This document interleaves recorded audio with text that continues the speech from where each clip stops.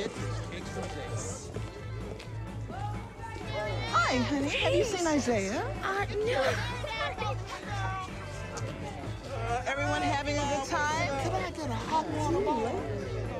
Mama, beautiful reception. I will be right back. Hold on.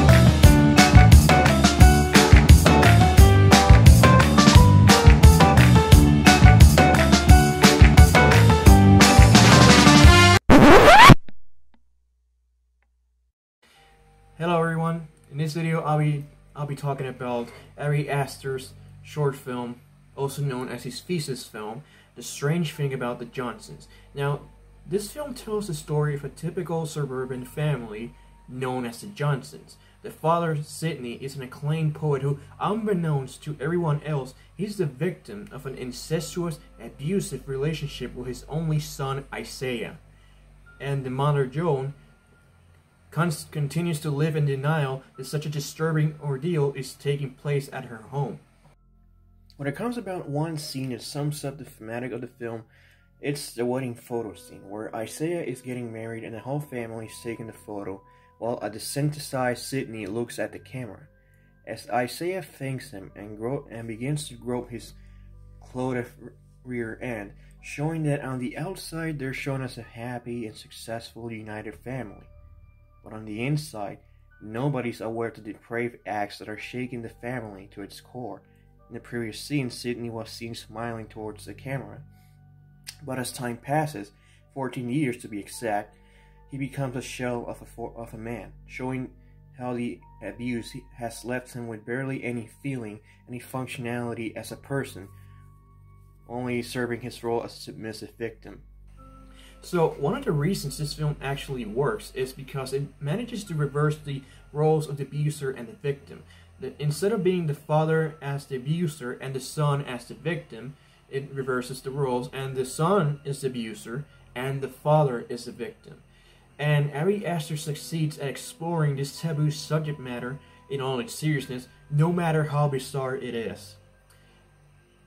Also, this film, if it was made in less competent hands, it would have been and I bet, it would have been a piss-poor attempt at dark humor, utilizing shock value just for the sake of it, with no context whatsoever. And in this film, Aster focuses on the dysfunctional dynamics between this family, and that surprisingly grounds itself into realism. Now, there are two scenes where it perfectly displays the dysfunctional family dynamics. The first scene shows a typical family dinner scene in which Isaiah tries to guilt his dad into eating something he brought for him. When Joan asks that she will want one, and Isaiah, in a bit altered tone, says that since he brought it for Dad, she should ask him for it.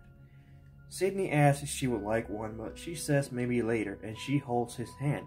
A gesture Sidney reciprocates, while Isaiah eerily looks at them in jealousy and contempt. As the camera pans down, he begins to stroke his leg from under the table, to remind Sidney who really loves him. And this dynamic shows how a typical abuser tries to manipulate their victims by guilt-tripping and accepting gifts, by showing how much the abuser really cares for them, how much they love them, and also as a startling reminder of their role in this submissive and dysfunctional relationship. Joan tries to act like how nothing unusual is happening. She wants to receive love and attention from Sidney, but he barely pretends, as he's too desensitized and broken to even pretend. In another scene, Isaiah confronts Sidney about finding the memoirs, where it details the years of sexual abuse he endured at the hands of his own son. He tells him how he hurts his feelings when Sydney wrote about him, and Sydney, feeling like a scared little kid, begins to apologize, afraid of being punished. With this twisted relationship, it adds to a sense of tension and unease that makes the film so disturbing without having to rely on graphic depictions of sexual abuse. It only shows glimpses of the abuse, even though the main focus of the film is through the psychological impacts of both the abuser and the victim. The scene where Isaiah rapes Sydney in the bathtub, which to be honest, to me is the second most disturbing scene in the film. The first one should be the opening scene where Sydney caught Isaiah masturbating, but unbeknownst to him, the picture that Isaiah was masturbating to was actually a picture of his dad. Anyway, the scene where Isaiah rapes Sydney in the bathtub, instead of showing the rape, it cuts to Joan watching television on the bedroom. She raises the volume on the TV to drown Sydney's scream of anguish. It shows it from her point of view how she feels too scared to intervene, making the audience feel just as disturbed and hopeless as Joan does. But it also makes the audience blood boil in anger. As Joan ignores the abuse, it lives in denial, focusing on maintaining control and having a normal outward appearance at the expense of her husband's anguish. As the film's reliance on ambiguity to tell the story becomes more apparent in the scene where Isaiah confronts Sydney for attempting to escape with a copy of the memoirs. Isaiah tells him of how much is he responsible for the relationship, as his father denies his part in the relationship blossoming over the years. I mean, in a way, it could be implying that Sydney could have started the abuse and the tables were turned, but that's just me. Isaiah also wants the relationship to continue and chastises Sydney for not allowing it to continue. He continues in every sort of manipulation tactic he can think of to have Sydney get rid of the memoirs and continue this sickening relationship. But Sydney has enough of the abuse and runs away with the memoirs, and then suddenly gets hit by a van and dies instantly. This scene reminds me of the film Lolita, where Charlotte Hayes finds Humbert's diary, revealing his sexual attraction for her teenage daughter. She confronts him about it and attempts to run away, but gets hit by a car and dies instantly, just like Sydney.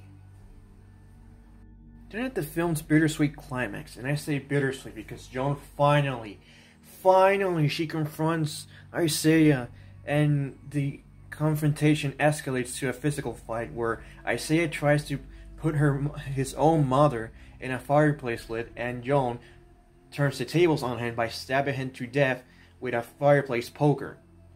As she cries and grabs the memoirs and hurls them towards the fireplace lid. It's cathartic because you get to see that Isaiah getting his just desserts. But however, it's frustrating because it took a lot of years for Joan to actually step up and take matters into her own hands, which is sadly something that could be attributed to real-life cases of sexual abuse, or most cases are ignored or not handled properly until it's too late. And by burning those memoirs, it shows once again the story of Sydney's abuse is silenced from the world, knowing what really happened with the Johnsons. A reminder of real-life situations of families with sexually abusive relationships behind closed doors that the world ignores and the victims' stories are silenced. So, overall, this is a great film. Surprisingly great film despite the controversial subject matter. But I gotta say, the film's acting is amazing.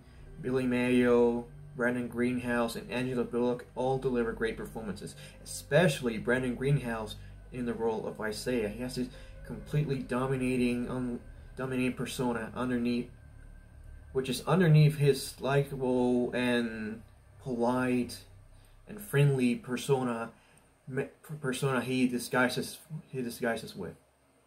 And Billy Mayo, he was fucking great as poor Sydney. You can see through his face the years of abuse just through his facial expressions. So you can see the years of abuse he has gone through, and you can also see the hopelessness of him as he wants to get out. He wants to get out of this fucked up situation he's in, but he is too afraid to take a step forward. And Angela Bullock is amazing as well. Even though she doesn't have a lot of speaking in this film, she conveys a lot with her expressions. You can see that she's trying to maintain control. She's trying to maintain this illusion of this happy suburban housewife whose family is normal and everything's under control, even though she knows everything that's happening around her is the complete opposite of it. And I think the scene where I say, wow, she's a great actress, was with the ending. When she's finally stabbing Isaiah with the fire poker again and again and again. You can see her frustration and her sadness because she's killing her own son. Her own son who she brought to this world, and she's killing him because her son is a fucking monster that can't be left alive because the guy's a fucking monster. I mean, the guy had 14 years of sexually abusing his own father. And the guy would try to kill his own mother as well. So you can feel her frustration. Even though, despite the fact that she kills him, you can still feel it will do anything to maintain that outward appearance that everything's fine, despite the fact that she lost her husband and she killed her own son in defending herself from the son's homicidal intentions. And I can see why this is a film. How do I explain this? Ari Aster is a master filmmaker. I'm not gonna lie. I mean, one of my favorite films is Midsommar. A lot of people might not like Midsommar, but I do. I think it's a compelling film. It's a strangely compelling film. But I can see why, where Ari Aster comes from exploring this, making this type of film. It conveys the thematics of family, even though the strange dynamics of families going through some absurd or horrifying situations, which those themes will be later explored in Hereditary, and in a bizarre way it will be explored in Midsommar. And also his style of filmmaking, which he doesn't rely on having graphic depictions of sexual abuse or violence, all that stuff, but it only implies it. Well, the end is very violent, but you know what I mean. He implies it a lot. He's focused more on the psychological aspects of the turmoil of the characters, instead of relying on shock value and jump scares and all that throughout his films. And also love the tension. The fucking tension in this film is amazing. For a short film, it's amazing. I mean, in every moment, it's shown from the point of view of Sydney most of the film, and you feel in any second that Isaiah is gonna come up and is gonna start sexually abusing Sydney again, and you feel this tightness, this claustrophobic sensation that no matter where he is, he's cornered by Isaiah. And to make something that compelling and suspenseful and disturbing and repulsive, maddening, sad, and extremely depressing in less than 29 minutes, that's the stroke of a great filmmaker. And the strange thing about the Johnsons is a great example of why Ari Aster is one of Hollywood's best filmmakers working today. So that's all I had to say about the strange thing about the Johnsons. As usual, if you like this video, hit the like button and subscribe to my channel for more content like this. Also, the names of my social media accounts on Instagram, Facebook, and Twitter are going to be on the description down below as well. I'm the Lazy Reviewer, and thanks for watching.